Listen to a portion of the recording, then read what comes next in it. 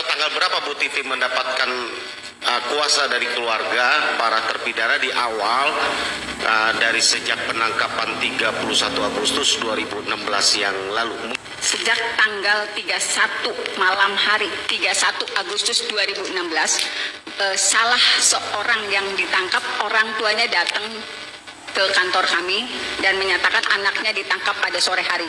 Orang tua siapa? Orang tua Eko Ramadhani, itu yang pertama.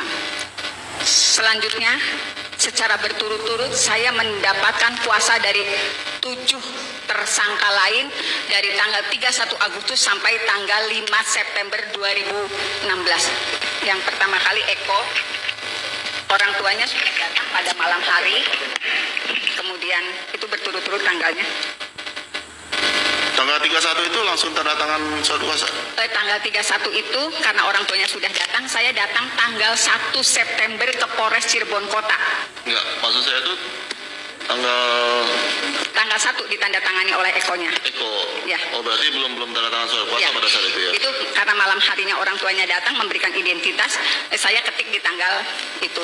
Nah, yang lainnya ketik di tanggal yang saat ditandatangani. Kecuali Rivaldi. Kalau Rivaldi sudah dipegang pengacara lain. Rivaldi bukan ibu kuasa ya? Bukan. Penasihat hukum ya? Bukan? Bukan. Oke. Jadi berdasarkan surat kuasa itu, saya datang ke Polres Cirebon Kota untuk bisa mendampingi semua yang sudah tanda tangan kuasa. Tetapi pada saat itu anggota Polres Cirebon Kota tidak mengizinkan saya masuk, tetapi mengizinkan surat kuasa itu ditandatangani dengan cara dititipkan. Jadi saya menyatakan waktu itu saya dapat kuasa, kemudian dikomunikasikan, belum ada perintah dari komandan untuk didampingi oleh pengacara. Jadi surat kuasanya silahkan dititipkan dulu. Jadi setiap surat kuasa itu saya titipkan, diambil keesokan harinya dalam kondisi sudah ditandatangani oleh semua tersangka waktu itu. Jadi saya tidak pernah bertemu.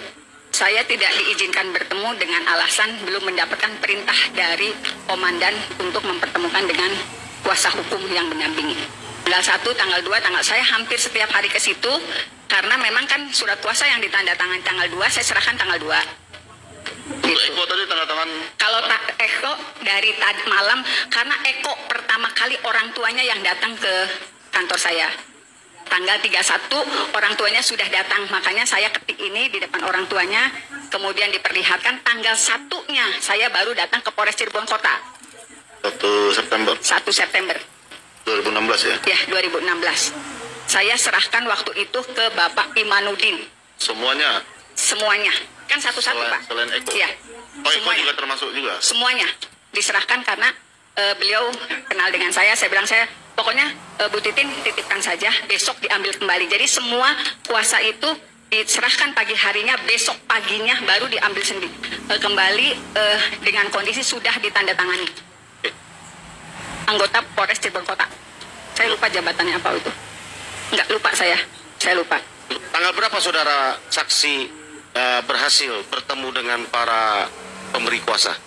Jadi setelah mendapatkan seluruh kuasa, saya kan datang berturut-turut dari tanggal 1, tanggal 2, tanggal 3. Tetapi pada tanggal 2 sudah beredar foto-foto semua tersangka saat itu, semua yang ditangkap itu dalam kondisi babak belur. Tanggal 2 saya sudah mendapatkan foto-foto itu dari para keluarganya. Itu kan membuat kekhawatiran keluarga. Saya tetap datang ke Polres Cirebon Kota, saya memaksakan waktu itu kapan saya bisa mendampingi. Pas tanggal 3 saya ke sana, dikatakan kalau mereka sudah dititipkan ke Polda Jabar pada tanggal 3 September 2016. Tetapi kan karena memang belum seluruhnya yang nanda tangan kuasa, berarti di situ masih ada kuasa yang tanggal 5. Itu pun tetap ditandatangani, tidak pernah ketemu kecuali pas rekonstruksi. Karena pada ketika tahu di Polda Jabar, saya juga mendatangi Polda Jabar pada tanggal 5. Tanggal 6 saya datang lagi ke Polda Jabar. Nah, pada tanggal 7, karena informasinya semuanya sudah di Polda Jabar, saya mendatangi Polda Jabar pada tanggal 7 September 2016 bersama keluarga yang ditangkap.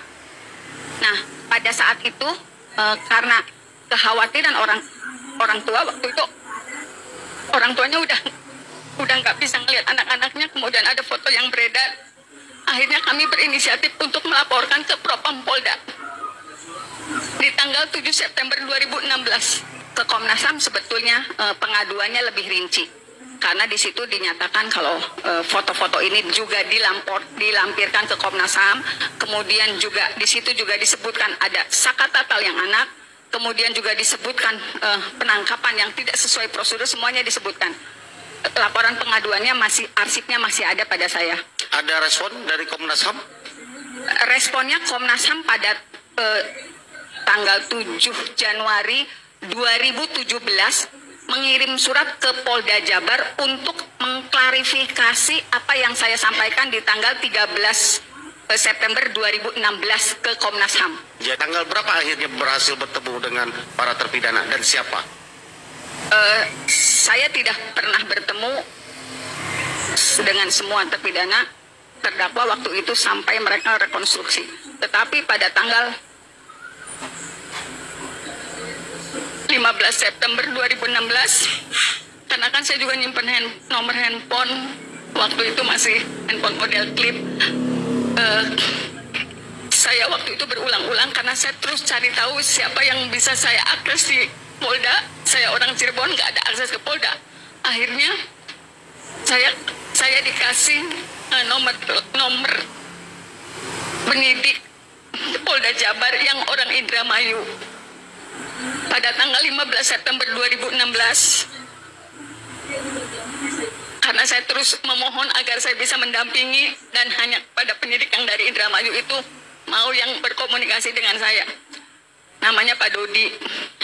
Pada tanggal 15 September 2016, saya dikasih kabar besok Saka Tatal tahap 2 tanggal 16 September 2016. Saya kaget, kok udah tahap 2 gitu. 16 September 2016 saya baru